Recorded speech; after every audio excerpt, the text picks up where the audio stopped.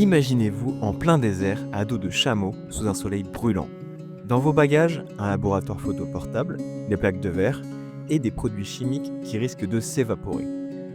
Pas de climatisation, pas de GPS, juste vous et votre objectif. Bienvenue dans le quotidien de Francis Fritz, pionnier de la photographie stéréoscopique. Francis Fritz, né en 1822 en Angleterre, n'était pas destiné à devenir photographe. Issu d'une famille de Quakers, il commence sa carrière comme grossiste alimentaire à Liverpool, mais en 1853, sa passion pour l'image le pousse à cofonder la Liverpool Photographic Society. 3 ans plus tard, Fritz fait un pari audacieux. Il vend son entreprise pour se consacrer entièrement à la photographie. Et il ne choisit pas la facilité. Entre 1856 et 1860, il entreprend 3 expéditions dans le Moyen-Orient, armé de son appareil photo et d'un courage impressionnant. Fritz utilise des plaques de verre et un procédé au collodion humide.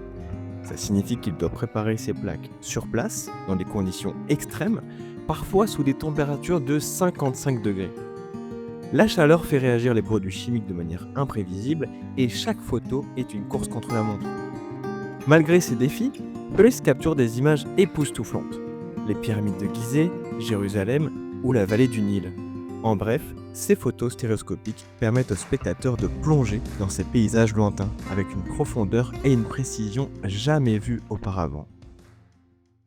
De retour en Angleterre, ces photos font sensation. Elles sont publiées en livres, exposées et ces négatifs stéréoscopiques sont commercialisés par la célèbre firme Negretti & Zambra. Il retourne en Égypte en 1857 pour un deuxième voyage de 6 mois où il affronte à nouveau des conditions extrêmes et au final, ses œuvres sont réunies dans la série Égypte et Palestine. Elles connaissent un succès phénoménal avec des tirages diffusés à travers toute l'Angleterre. Fritz ne s'arrête pas là. Après ses expéditions, il photographie aussi des paysages d'Angleterre et d'Europe, contribuant à faire de la photographie un art accessible à tous. Sa société, Fritz & Company, devient une référence pour la publication de cartes postales. Francis Fritz prend sa retraite en 1885, mais son travail reste un témoignage précieux de son époque. Ces clichés continuent de nous émerveiller, rappelant que la photographie, même au XIXe siècle, pouvait déjà rapprocher les mondes.